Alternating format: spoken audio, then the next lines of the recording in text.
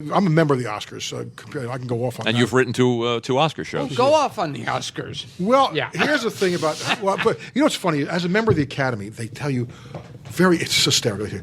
Do not divulge who you voted for. Yeah. Do not divulge. Now you got every person in Hollywood is a political activist, talking about Obama or this one. You can talk about who you vote for president, but God forbid, you should mention that's who you voted for the Oscar for, right?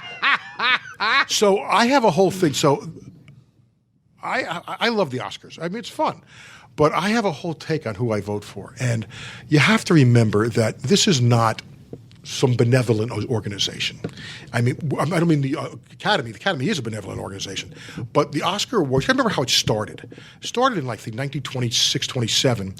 And it was a dinner that the Academy, which were the 5 studios, put together to invite everybody in to try to bust the unions, saying, you don't have to unionize. We will take care of you. You don't need a writer's guild. You don't need a director's guild. You don't need the actor's guild. We will take care of you. At the end of the night, the last 15 minutes, they gave out these medals, as he said. So anyway, Louis B. Mayer said, my God, if you give out medals, they'll show up for anything. So this did not start by some great artistic achievement thing. It started out because they wanted to bust the unions. But as Tommy Lee Jones, when we were doing Cobb, he was up that year, and he had lost the year before for JFK, and then he was up this year for the Fugitive, and that was a cranky week because he's a very competitive guy. And the whole talk around when we're doing Cobb, they go, boy, if Tommy doesn't win, he's going to be suicidal. I said, fuck that. If Tommy doesn't win, he's going to be homicidal. But we talked about that. Those statues, this little thing is worth a lot of money. These are worth money, a lot of money. And don't think, because if they weren't, you don't really think that the studios would be spending tens of millions of dollars on all these campaigns, or tens of millions of dollars on lunches and dinners that I go to. And part of this, these are worth because they're going to get money out of this thing. You say best picture, that's worth another $40-50 million. You get a best. I have a friend who runs one of the studios, says if I can get a better best actor nomination, that's $10 million more for my studio. If I can get this, so these things are worth money. Okay, and my dad, who was not in the business, used to say, I don't understand. How can somebody be the best actor one year and not the best actor the next year? Did he forget how to act? Good question. My dad was, and he goes, I'll tell you who the best, let everybody play the same part, and I'll tell you who the best actor is. And I would say, Dad, not even then. You could have different interpretations of the same thing. So to think that someone is the best is ludicrous. These are all good actors and everything. But here's my criteria on voting, because it is. And by the way, you don't get there unless you're good. So at the very least, you gave a good performance. You're not going to say best. You gave an exemplary performance. So here's how I vote. Number one, who's my friend? That's number one, first and foremost. And this is my reason for that. And here's the reason for that. Because these things are worth money, I want my friends to have security with their families. You get an Oscar nomination, that means you will have hospitalization the rest of your life. Your family will have hospitalization the rest of its life.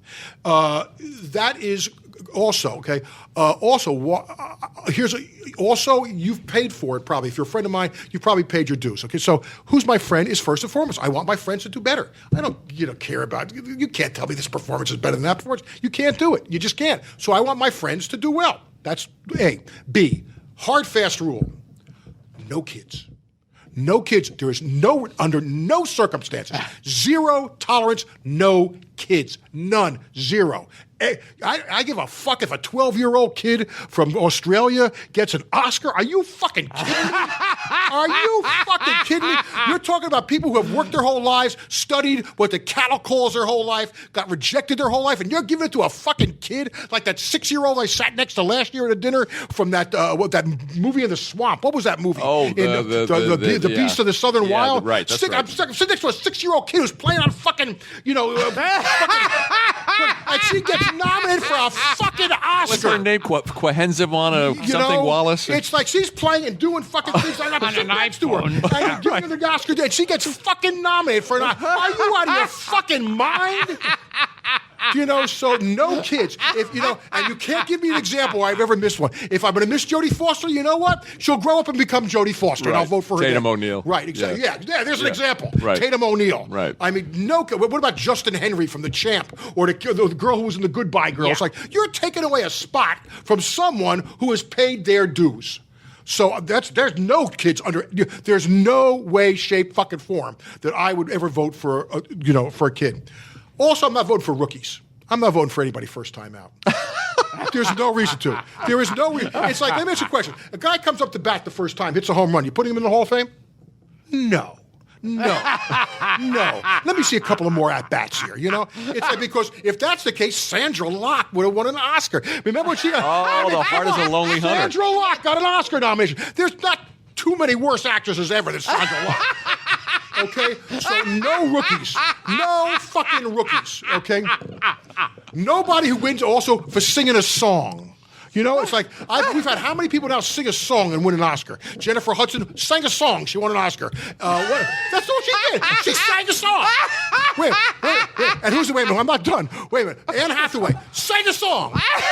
Sang a song. She also shaved her head and she sang a lost song. some She's weight. out of the movie in 10 minutes. She sang a song. Now, I'm not voting for anyone anymore. Then you got the Jennifers that come along. Jennifer Hudson, Jennifer Holliday, Jennifer, who's the other one? Jennifer, there's another Jennifer, I'm losing here. There's another Jennifer. Jennifer Hudson, Jennifer Holliday. Who's the one who was in A Beautiful Life? What's her name? Oh, Jennifer Connelly. Jennifer Connelly. Right. It's like, just say none of this fucking Jennifer shit. Do you know? It's like, come on, pay your fucking... Like, I can tell you who I'm voting for right now for the Oscars, right? I'll tell you who I voted for. I'll break tradition, please forgive me. I'm voting for Lily Tomlin. I mean, did you see the movie Grandma? No. Okay, she's really good in it. I mean, now, you would say, is that an Oscar-winning performance? She's really good in the movie, and she's Lily fucking Tomlin. Right. These are lifetime achievement That's how awards. you see them. I was just going to ask that. I totally see them, Yeah. because... Body of work.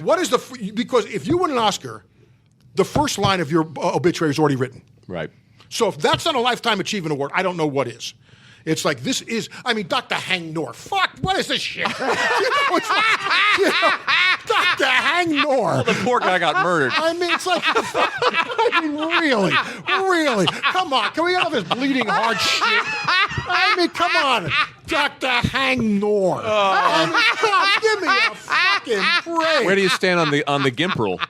On the what? The GIMP factor. Again, I take that into consideration. But if it's a guy with a track record, a body of work, it's a little bit different than if it's, first-time Sandra Locke thing. Or wait, who was another one? There was another one. But it's like, not me. It's like, and also, up until last year, you had 3 of the 4 winners. If Michael Keaton had one, all 4 would have been over 50, and that has never happened. There was a run at one point where there wasn't an actress or a Best Actress winner who was over 35. There was like a 10-year run without one of them, and Judi Dench changed it, and Helen Mirren. That's the other thing I try down the line is, if I don't have to, no Brits.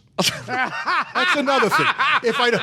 No Brits. Because, we live in this world, we have this bullshit idea that because somebody speaks with a Brit posh accent, that they know how to act. Oh, yeah. It's like... That's what the BAFTAs are for. It's like, now again, I have voted for Brits.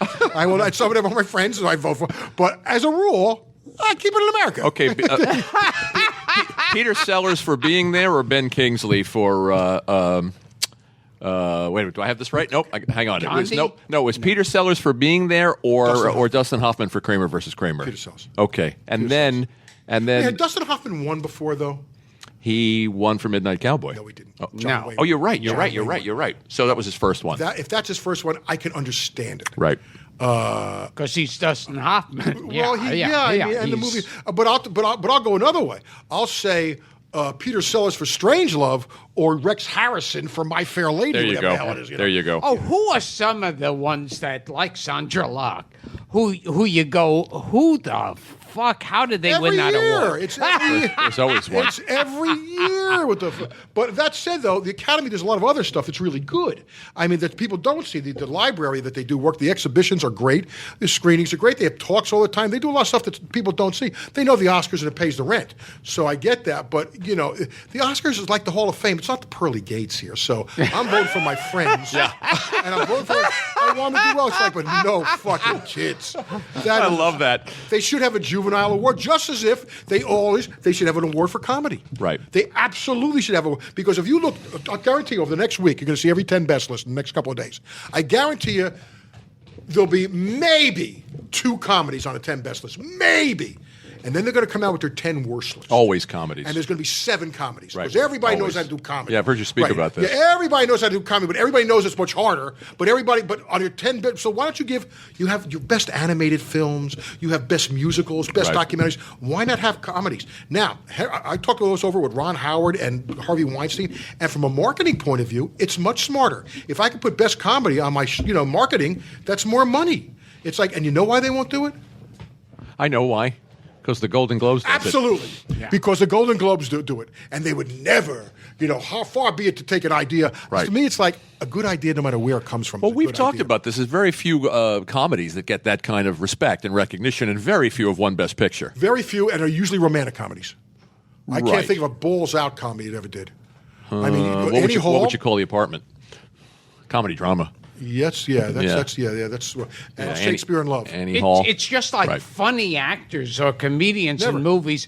They want to prove themselves by doing a dramatic part, because then you'll get respect. Right, exactly. Hanks did all his comedies. It wasn't until he, played Forrest Gump and he did Philadelphia that he really got the props there. And big. Well, big. And AIDS is very big. Well, it used to be big. Well, in it's movies. still. Well, it depends. If you're talking Tonys, Oh well, then you're. I'm in the theater world now, so it's like trying to beating. There's 2 things that are really having challenge. Beating an AIDS-related theme at the Tonys is like beating the Holocaust at the Oscars. There you go. It's like you're swimming upstream there. A story to that effect. Okay. My partner for Arliss, Mike Tolan, had written and directed a documentary on Hank Aaron about 20 years ago called Chasing the Dream. It got nominated for the documentary Best Picture. However, at the same time, he was getting all the arrangements done. And I said, this is going to cost more again because you got to get the car, your wife's got to get a gown. I mean, the tickets are $500. It costs a fortune to go to the Oscars. And I go, Mike, you realize there's an Anne Frank documentary up against you here. It's like, you have no chance. None. You have 0 chance. So he goes to the awards, and of course Hank Aaron's there with him. And Hank, being a ball player and competitive but a nice man, goes, Mike, I saw that Anne Frank documentary. That story's been told before. Unbelievable. How do you argue with that? Oh, God. By the way, another Oscar pissed me off. How about the fucking guy from Captain Phillips? The guy who was the the guy who was the pirate.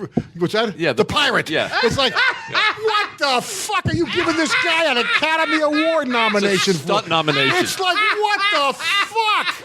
It's like you're taking a nomination away from an actor to give it to this guy with 3 teeth, and he's doing this bullshit stuff. Give me a fucking break! And you're going to spend millions of dollars promoting this. What is he? What is he going to do? I hear he's the next Tevye on Broadway. I hear he's going to do Tevye. He's doing the tour, the Captain Phillips tour. They're like, what the fuck? Oh, boy. This is going to go viral, Robert. Okay. What the fuck?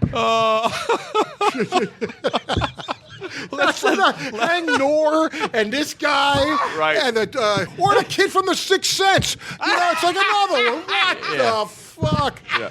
Come on, 50 other kids could have said, "I see dead people." Come on, no fucking kids, none of this stunt shit. And have a, it's like Bill Parcells. Can the guy win a couple of games before we put him in the Hall of Fame? Exactly. Next time we'll talk about sports and sports movies. Don't get me started.